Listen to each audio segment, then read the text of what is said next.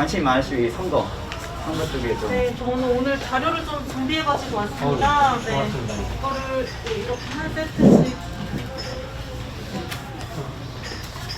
예전에 신청했던 사람들도 또 해야 되나요? 이게 이제 요건에 따라 다른데요. 주민등록이 없는 분들은 한 번 등록하시면은 쭉 가는데요. 이 영구에 등재가 됐는지는 한번 저희 사이트에 접속하셔서 조회를 해보셔야 할 것 같습니다. 먼저 이 앞쪽에 그 재외선거 유권자 등록 관련 이게 리플릿인데요. 이 리플릿에는 잘 알고 계시는 내용들이 있습니다. 지금 유권자 등록이 10월 10일부터 시작이 됐고, 이제 90일 동안 유권자 등록이 진행이 됩니다. 가장 간편한 방법은 뒤에 보시는 이 QR코드를 이용해서 인터넷으로 신고 신청을 해주시는 방법이 가장 간편하고요. 그리고 그 재외선거 그 등록 관련해가지고 주민등록이 있으신 분들과 주민등록이 말소된 분들의 요건이 조금 차이가 있습니다. 좀 전에 말씀드린 것처럼 주민등록이 있는 분들은 선거가 있을 때마다 유권자 등록 기간을 신청을 해주셔야 하고요. 주민등록이 한국에 완전히 말소되신 분들은 영구, 명부에 등재가 되는데요. 계속해서 2번 이상 연속으로 선거에 참여하지 않으시면 그 명부에서 삭제가 되도록 되어 있습니다. 그래서 이전에 등록을 하셨는데 내가 그 영주권자다. 그런데 명부에 등재가 되어 있는지 확인을 원하시는 분들은 이 그 QR코드로 접속하셔서 해당 사이트에서 확인을 하실 수가 있습니다. 명부 조회라는 탭이 있거든요. 거기서 확인을 하실 수가 있고, 저희 그 투표 기간은 2월 말에 2월 13일부터 28일까지 기간 중에 설치가 되고, 지금 한국에서 우편투표 그리고 우편투표 도입, 추가 투표소를 늘리자, 이런 투표소 확대 이런 논의들이 아직 진행 중인 것으로 알고 있습니다. 그래서 저희가 투표소를 몇 개나 설치를 하게 될지, 이번 선거에서 우편투표를 실시하게 될지 여부는 한국 국회에서 논의되는 과정, 그리고 법이 개정이 될지, 선거법 개정이 될지를 좀 지켜봐야 할 것 같습니다. 현재는 영상안에 가서 하는 거죠? 세 문제. 지금 현행법상으로는 저희 총영사관 관할 구역 안에 총 3개의 투표소를 설치할 수 있고요. 그동안에는 총영사관, 그리고 사노세, 그리고 세크라멘토 지역에 설치가 되었습니다. 만약에 추가 투표소를 확대하는 방향으로 법이 개정이 된다면 투표소가 늘어날 수도 있는데요. 아직까지 결정된 거는 없는 상황입니다. 실리콘밸리 코트라에서. 네, 코트라 무역관에서 그동안 설치가 우편 되어 투표는 실질적으로 이번에 도입은 어렵겠죠? 그렇다고 보고 있는데요. 아직도 그 국회에서는 뭐 주장을 하는 그 측이 있어서 합의는 됐는데 이번에 국회의원들 와서 얘기하신 거 보니까 실제는 적용은 어려울 것 같다고. 네, 그러니까 만약에 법이 개정이 되더라도 이번 선거에서는 우편투표를 실시하려면 지금부터 어떤 실무적인 준비가 되어 있어야 하는데 거의 어렵다고 봐요. 네, 도입이 어려울 가능성이 좀 높긴 합니다. 투표소는 그러면은 만약에 늘어나게 되면 뭐 한 어느 정도나 더 늘릴 수 있는 건지. 그거는 이제 그 요건을 얼마나 완화하느냐에 따라서 달라지는데요. 지금 현재 조건은 인구가 4만 명 이상인 경우에 최대 2개소까지, 그러니까 매 4만 명까지 최대 2개소까지 가능한데, 이거를 이제 4만 명마다 1개소씩 늘렸던 거를 뭐 3만 명, 2만 명으로 줄이자, 이런 논의들이 있고요. 지금 총 3개까지 투표소가 가능한데 이 제한을 없애자는 논의, 또는 뭐 4개, 5개까지는 늘려주자, 이런 논의가 있는 걸로 알고 있습니다. 네, 유권자 등록과 관련된 부분은 이 정도 말씀드리고요. 그 뒤에 보신 안내 자료는 이제 한국에서 별도로 리플릿을 제작해서 저희가 배송을 받을 건데 아직 준비가 되지 않아서 제가 인쇄물로 자료를 준비를 했습니다. 이거는 이제 대통령 선거다 보니까 후보자들에 대한 관심도 많고 또 선거 운동에 대한 관심도 많으신데, 사실 그 한국에서의 선거 운동과 관련된 기준과 미국에서의 기준이 많이 다를 겁니다. 미국은 대부분 자유롭게 모든 활동들이 가능할 텐데 한국은 굉장히 엄격하게 제한을 하고 있어서 기자분들께서 좀 인지를 하시고 또 언론에도 많이 보도를 해주시면 동포사회에 널리 홍보가 될 수 있을 것 같아서 말씀을 드리려고 하고요. 여기 있는 내용을 제가 내용 중에서 중요한 내용들 위주로 설명을 드리겠습니다. 첫 번째 페이지에 보시면 이제 선거운동의 정의에 대해서 나와 있는데, 선거운동은 누군가를 되게 하거나 되지 못하게 할 목적으로 그 어떤 행위를 하는 것, 이걸 선거운동이라고 합니다. 당선되게 하기 위한 것도 그렇고 당선되지 못하게 하기 위한 네거티브도 선거운동에 해당이 되는 거고요.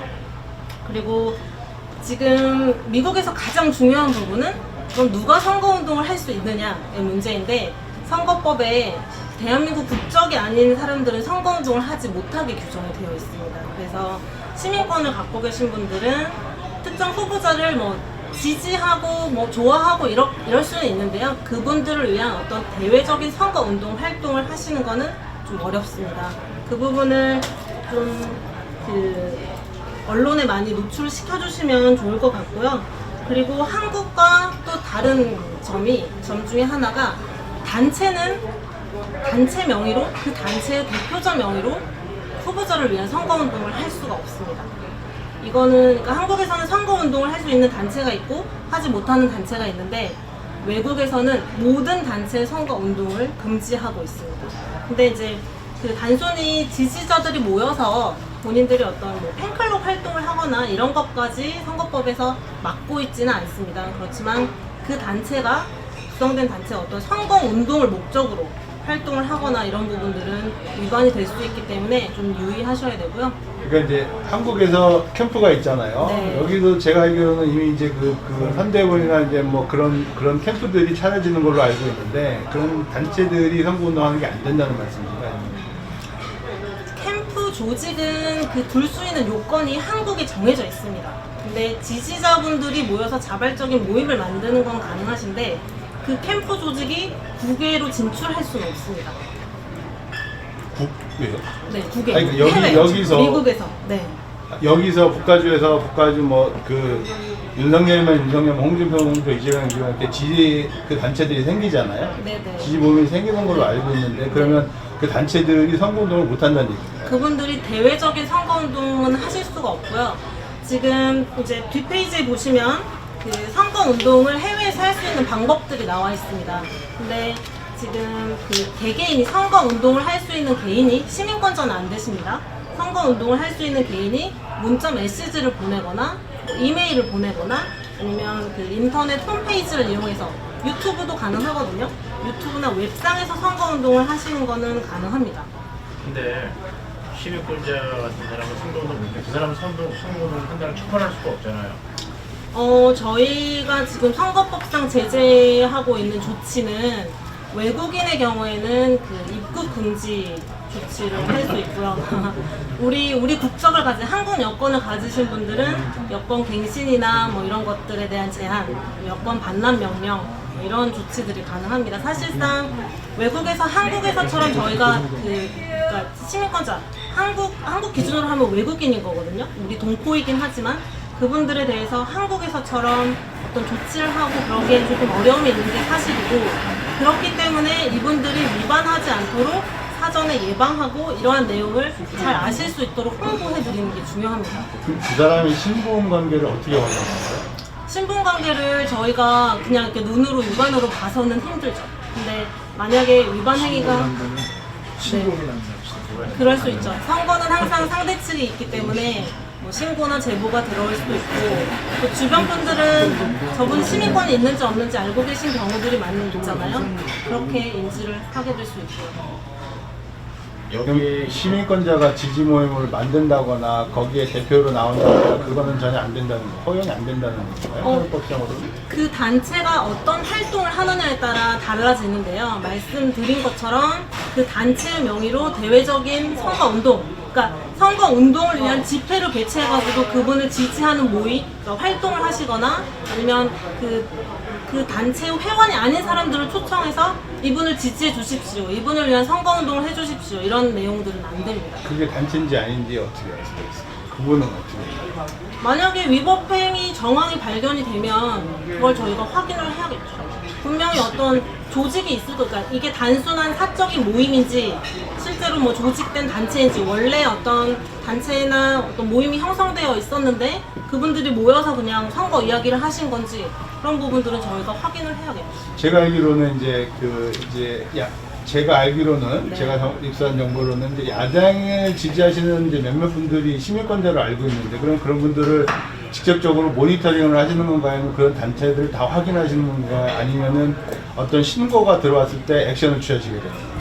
저희가 접근 가능한 정보로는 저희가 모니터링을 하기도 하고요. 그리고 뭐 언론에 보도되는 내용이나 이런 것들을 통해서 확인할 수도 있고, 근데 저희가 뭐 한국에서처럼 모든 단체 또 개인정보가 중요시되는 지역이다 보니까 모든 것들을 저희가 뭐 샅샅이 뭐 이렇게 사생활을 침해하듯 그렇게 조사를 하고 있지는 못하고요. 한계가 있나요? 어느 정도 한계가 있는 것은 사실입니다. 그래서 어떠한 내용들이 뭐 위반이고 위반이 아니고 이 내용을 사전에 알려드리는 게 가장 중요하다고 생각합니다. 이 지역의 유권자들이 대략 어느 정도? 추정 제외 선거권자 수는 정확하진 않지만 저희 제외 국민 수의 한 80% 내외로 보고 있는데요. 한 8만에서 9만 정도 만 18세 이상 이 되는 지역의 국가적. 네네 한국 국적을 전체 지역이요. 저희 미국 통영사방 전체? 통영사방 아, 관할 전체. 지역의 네 개. 전체. 유타, 콜로라도까지 다 해서. 등록자 수를 좀 말씀해 주시면 게 좀 등록자 수가 지난번에 이전 대선 때는 그 6,300여 명이 유권자 등록을 하셨습니다. 이제 해외에서 가장 일반적으로 뭐 생각하시는 것들이 광고를 굉장히 자유롭게 하잖아요, 해외는. 근데 그 선거 운동을 위한 광고는 후보자들만 할 수가 있습니다. 후보 측, 정당 측에서만 할 수 있어서 이게 개인이 또는 특정 단체가 후보자를 위한 광고 또는 뭐 선거 운동을 위한 광고 이런 건 안 되시거든요. 네, 여기 계신 매체들을 통해서 광고 의뢰가 들어오는 것들은 좀 주의를 해주셔야 돼서 사전에 광고 의뢰가 뭐 어떤 불법적인 광고 의뢰가 온다 그럼 저한테 미리 좀 연락을 해주시고 개인이나 단체나 전부 다 안 되는 거예요. 네, 그쪽에서 한국에서 후보로 나온 사람만이 다이렉트로 광고를 할 수 있다. 네, 다이렉트로 광고를 할 수 있는데요. 광고를 할 수 있는 매체조차도 선거법에 규정이 되어 있습니다. 그런데 한인 그 신문 같은 동포 언론 같은 경우에는 신문 광고를 할 수 있는 매체로 지금 규정이 되어 있지 않아서 그 등록을 지금 할 수 있는 방법이 없는데. 네, 맞습니다. 지금 여기 참석해주신 이 그 기자님들, 대표님들 그 언론사에는 후보자가 광고를 할 수 있는 대상이 아닙니다. 그 당명이나 지지자, 그러니까 후보들을 딱 지명하지 않고 모든 후보자들 얼굴이 다 나와서 이번 선거를 꼭 뭐 투표를 합시다라고 한다는 거는 문제가 없는가요? 근데 지금 한국에서는 지금 입후보 예정자, 이분들 다 이제 대부분 경선 마무리 단계잖아요. 그분들의 사진, 그리고 정당명, 그리고 또 뭐죠? 성명, 이런 것들이 기재된 광고는 일절 하실 수가 없으세요. 단순히 투표에 참여합시다라는 광고를 하시는 건 가능해요. 그건 내 스타일이 어렸어. 그리고 그 아까 그 경선 관련된 그 광고, 선거인단 모집과 관련된 광고는 선거 운동과는 조금 기준을 달리하고 있어서 그 광고는 아마 가능한 광고였을 텐데 그 샌프란시스코 지역에는 그 광고 의뢰는 되지 않은, 문의는 있었지만 의뢰는 되지 않은 걸로 제가 알고 있습니다. 네. 그래서 신문 광고, 뭐 인터넷 광고 하실 때 좀 유의해 주셔야 되고요. 그리고 또 이제 뭐 여권, 우리나라 국적자에 대해서는 여권 발급 제한, 뭐 이런 거, 그리고 외국인 입국 금지, 그리고 이제 한 가지 그 금품 수수 이것과 관련해서 한국에서는 굉장히 민감하거든요. 그래서 정당 관계자들, 뭐 정치인들이 참석해가지고 유권자들에게 어떤 이렇게 식사를 대접하거나 영사관에서 대접하는 식사는 얼마든지 하셔도 됩니다. 그렇지만 후보자 정당 측 관계자들이 이렇게 제공하는 식사는 식사를 제공하는 측도 제공받는 측도 다 선거법 위반이 되기 때문에 그 점도 좀 유의해 주셔야 될 것 같고요. 그리고 정치 후원금, 그 이제 후원을 사실 미국에서는 너무 자유롭잖아요. 그렇지만 한국에서는 중앙선관위에 등록된 후원회를 통해서만 어떤 금전적인 후원을 하실 수가 있습니다. 그래서 그 후원을 하시고 싶으신 분들은 한도도 제한이 되어 있거든요. 500만 원까지밖에 안 되세요. 그래서 그런 부분들도 이제 그 한국에 등록된 후원회를 통해서 하실 수 있도록 안내를 해주셔야 될 것 같고요. 그리고 이제 마지막으로 여기 계신 분들께서 그 동포 언론 쪽에 재직을 하시기 때문에 한국에서 실시되는 여론조사에 대해서 여론조사 결과, 누가 뭐 압도적 지지 막 이런 결과들 있잖아요. 그런 보도를 하실 때 좀 유의를 해주셔야 되는 게, 이전에는 사실 여론조사를 누구든지 해서 공표하는 게 그렇게 막 크게 제한되진 않았는데 여론조사 결과가 사실 여론을 이끄는 효과들이 있어가지고 지금은 한국의 그 여론조사 심의위원회라는 조직이 중앙선관위 산하에 별도로 구성되어 있고 한국에서도 그 선거 여론조사 기관으로 등록된 그 이제 심사를 하거든요. 등록 신청을 하면 요건 심사를 해서 그 중앙선거 여론조사 심의위원회에 등록된 여론조사 기관만 여론조사를 할 수 있고 공표를 할 수 있는데 사전에 여론조사 계획서를 다 제출을 해서 승인을 받고 또 여론조사 결과가 나오면 이게 언론에 공표하기 전에 다 사전 등록까지 합니다. 그리고 공표를 할 때도 뭐 표본 오차, 뭐 그 표본 수 뭐 이런 것들을 다 전부 다 공표를 같이 하도록 되어 있으세요. 그리고 여론조사 그 등록하는 요건도 좀 까다로워서 실제로 나가서 저희가 전화 면접 시스템, 뭐 자동응답 시스템이 구비되어 있는지 확인을 하고 또 그 사회조사 분석가가 실제로 여론조사 분석 업무를 하는지까지 파악을 하고 있습니다. 그래서 실제로 이쪽 지역에서 그러한 선거 여론조사 기관으로 등록하기는 좀 현실적인 어려움이 있으실 거고 한국에서 공표된 여론조사 결과를 인용해서 보도하실 때에도 그 어떤 언론사의 며칠자에 그 보도가 된 건지 그리고 그 공표하도록 하는 사항들이 있습니다. 조사 일시, 대상, 뭐 그리고 조사 기관, 뭐 여러 가지 그런 부분들을 꼭 함께 공표를 해주셔야 되고 인터넷판에 게시를 하실 때는 그 해당 URL을 첨부해서 보도를 해주셔야 됩니다.